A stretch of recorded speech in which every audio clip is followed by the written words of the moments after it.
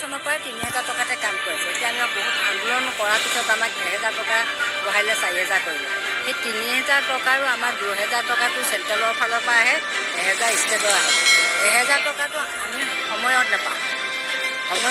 কেতিয়াবা ছমাহৰ মূৰত দিয়ে, কেতিয়াবা বছৰেকৰ মূৰত দিয়ে, কেতিয়াবা ধৰক কি কয় আমি নাজানো, গম নাপাওঁ।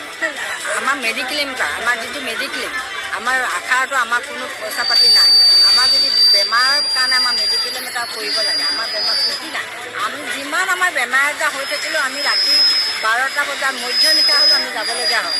আমাৰ কাম ২৪ ঘণ্টা, সেইখিনি আমাক মানি নলয়। যি আন কৰ্মচাৰীৰ দৰে আমাকো বেছি আমাক ছুটি নালাগে। সপ্তাহে বছৰেকত আমাক ১৫ দিন হ'লেও ছুটি দিব লাগে। খৰচ পাতি চব নিজে কৰিব লাগে। এতিয়া কিছুমান ধৰক কৰ্মচাৰী গোটেইখিনি ধৰক ফেমিলিৰ গোটেইখিনি কিবা এটা খৰচ পাতি গ্ৰহণ কৰে চৰকাৰী হিচাপে, চৰকাৰী চিকিৎসাৰ বাবে। এতিয়া তেনেকুৱা আমাৰতো তেনেকুৱা নাই। এতিয়া আমি যিমান বেমাৰ হ'লেও মানে সেইখিনি কামত আমি যাবই লাগিব, যিমান বেমাৰ হ'লেও।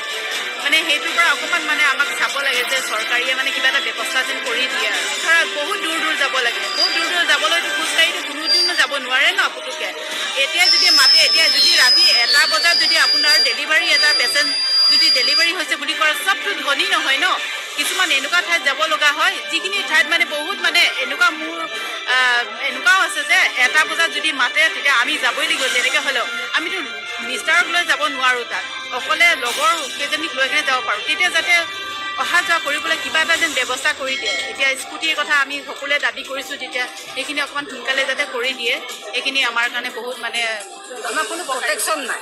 আমাক যদি কোনোবাই ৰাস্তাত মাৰ্ডাৰো কৰি দিয়ে, আমাৰ প্ৰটেকশ্যন নাই। সেইখিনিও চৰকাৰে আমাৰ দায়িত্ব নাই লোৱা আজিলৈকে।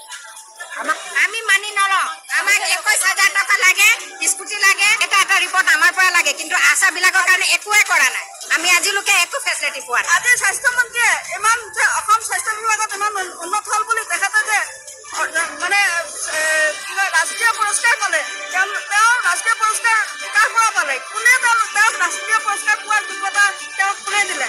আমাৰ এই আশা কৰ্মীসকলে ঘৰে ঘৰে গৈ ঘৰে ঘৰে এইবোৰ বিচাৰি আনি মানে প্ৰত্যেকটো সমস্যা সমাধান কৰাৰ কাৰণে তেওঁ আজি এই ৰাষ্ট্ৰীয় পৰ্যায়ত তেওঁ পাবলৈ সক্ষম হৈছে। কিন্তু আশা কৰ্মীৰ ফালে তেওঁ এবাৰো উভতি চোৱা নাই।